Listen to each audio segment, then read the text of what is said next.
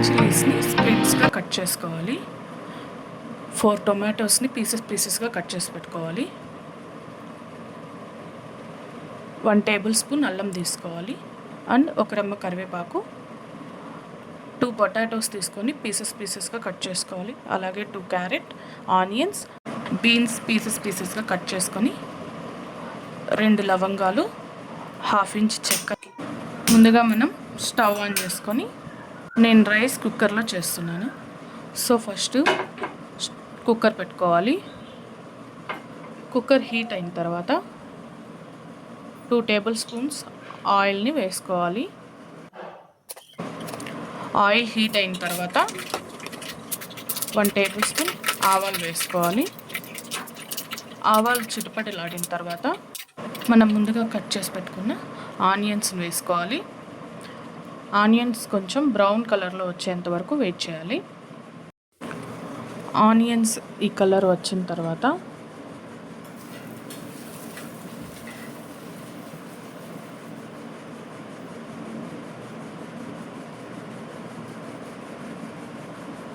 Green chilli వేసుకోవాలి.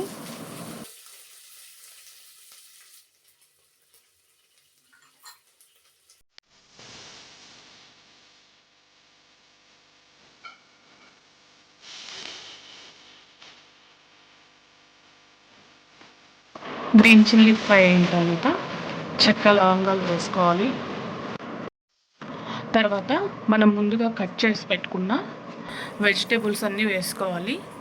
నేను ఇక్కడ బీన్స్, పొటాటో, క్యారెట్ తీసుకున్నాను కాబట్టి ముందుగా బీన్స్ వేసుకుంటున్నాను. తర్వాత క్యారెట్, పొటాటో అన్నీ ఒకేసారి వేసుకోవాలి.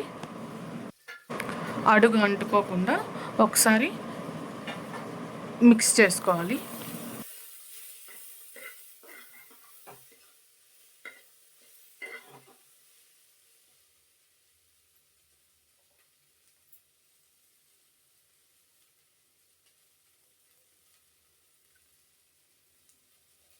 మనం వేసుకున్న వెజిటేబుల్స్ కొంచెం ఫ్రై అయిన తర్వాత టొమాటోస్ వేసుకోవాలి.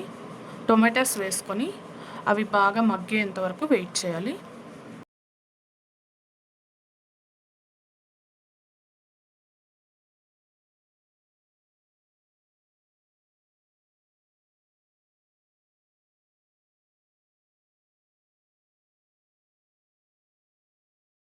Two spoons of ginger garlic paste వేసుకోవాలి.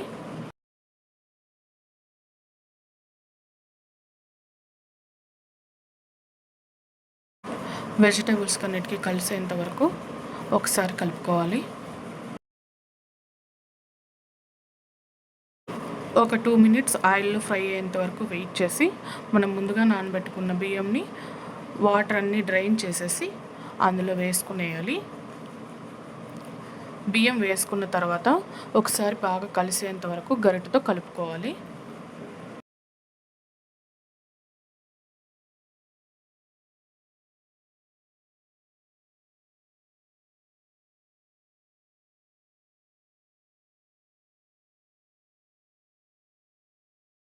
మనం ఒక 1/2 టేబుల్ స్పూన్ పసుపు వేసుకోవాలి.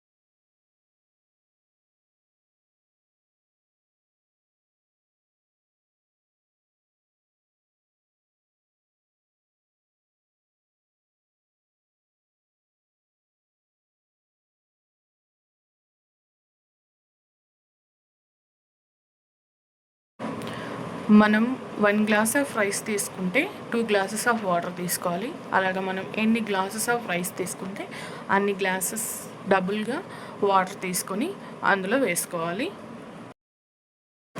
ఇక్కడ ఒకసారి మనం బాగా కలుపుకోవాలి. ఇక్కడ టేస్ట్ చూసుకోవాలి, ఉప్పు కారం అడ్జస్ట్ చేసుకోవాలి.